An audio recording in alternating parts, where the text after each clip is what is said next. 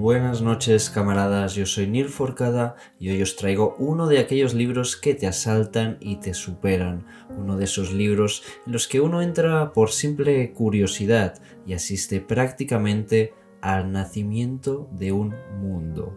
Se trata del Siglo de las Luces de Alejo Carpentier, publicado en 1962. La novela nos presenta un Caribe en plena Revolución Francesa. Los personajes principales, Esteban y su hermana Sofía, simpatizan con las ideas revolucionarias y la aparición mesiánica de Victor Hughes, un comerciante con pocos escrúpulos, precipita que este y Esteban se involucren directamente en el conflicto, trasladándose a territorio francés. Sin embargo, sus caminos divergen notablemente alcanzado este punto.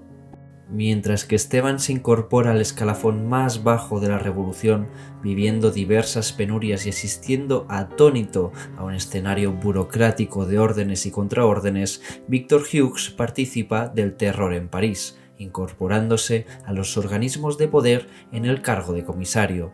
Los lectores asistimos del desengaño de Esteban cuando, impotente, contempla cómo la revolución termina devorándose a sí misma a través del fundamentalismo, convirtiéndose en una caricatura de lo que pretendía ser, a la par que, cada vez con más frecuencia, adopta los métodos más reconocibles del autoritarismo recién derrocado.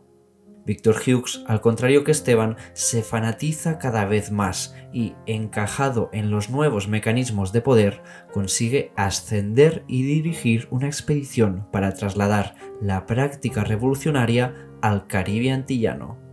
Con este despliegue de personajes y escenarios, Alejo Carpentier nos presenta un complejo entramado psicológico, cuidando al detalle la naturaleza de cada uno de sus personajes para, de este modo, retratar el vaivén de los ciclos políticos y más especialmente el viaje hacia la descreencia, que en vez de sucumbir al cinismo, regresa a una creencia anterior y más elemental, una toma de sentido que no se articula a través de las ideas políticas, sino de las relaciones humanas. Como es costumbre en las narraciones de Carpentier, su novela El siglo de las luces se caracteriza por el barroquismo formal. Las descripciones abrumadoras, el empleo de las frases largas y la cadencia del ritmo consiguen sumergir al lector en el mundo retratado, sin resultar por ello ni pesado ni alienante. El maximalismo del cubano, lejos de verterse en todas direcciones, se tensa alrededor de la precisión narrativa, consiguiendo una gran expresividad sin abandonar por ello el retrato naturalista. El lenguaje empleado funciona de forma similar. Es tan rico y tan vasto el vocabulario de la prosa que la novela hace las veces de diccionario, sin por ello interrumpir la lectura, puesto que el contexto de lo narrado es suficiente para aclarar el significado terminológico. Pese a que en ocasiones se relaciona a Alejo Carpentier con el boom latinoamericano e incluso con el realismo mágico, lo cierto es que su propuesta literaria dista bastante de ambos, aún precediéndoles en diversos aspectos. En el autor cubano perviven ya la profunda influencia de Faulkner e incluso distintos remanentes surrealistas que Alejo Carpentier trató de reconfigurar en su teoría de la maravilla. Del mismo modo, la identidad latinoamericana deviene también en uno de los centros temáticos de la obra del cubano, tanto narrativa como ensayística. Sin embargo, y pese a todas estas conexiones con los autores del boom, Alejo Carpentier parte de un presunto radicalmente distinto. De forma parecida a sus homólogos más contemporáneos, tales como Onetti o Juan Rulfo, Alejo Carpentier participa de un desengaño anticipado, reconstruyendo la tradición literaria latinoamericana más como una deuda que no como una reivindicación.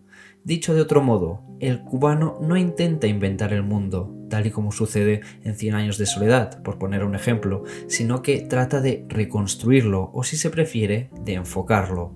En consecuencia, su experimentación técnica se circunscribe siempre al cuerpo narrativo, conformando una especie de neoclasicismo que contrasta frontalmente con los representantes del boom. Con El siglo de las luces, Carpentier critica y retrata los engranajes del poder, especialmente las contradicciones que debe afrontar toda revolución y cómo ésta termina sucumbiendo bajo la presión del fundamentalismo, encumbrando a los mediocres a través del arribismo burocrático. Sin embargo, Carpentier mantiene el pulso narrativo en todo momento, dotando de una profundidad apabullante a cada uno de sus personajes, especialmente en el caso de Victor Hughes, de quien el punto de vista mantiene siempre la distancia suficiente. El cubano nos presenta al personaje desde sus inicios más humildes, desterrando la distopía del mal, del tirano endemoniado y sustituyéndola por una imagen mucho más vulgar, la de un pobre hombre embebido por el miedo, por la avaricia y por sus circunstancias.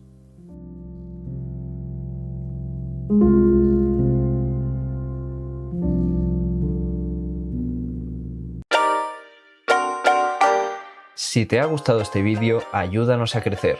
Comparte el vídeo, déjanos un comentario o suscríbete al canal.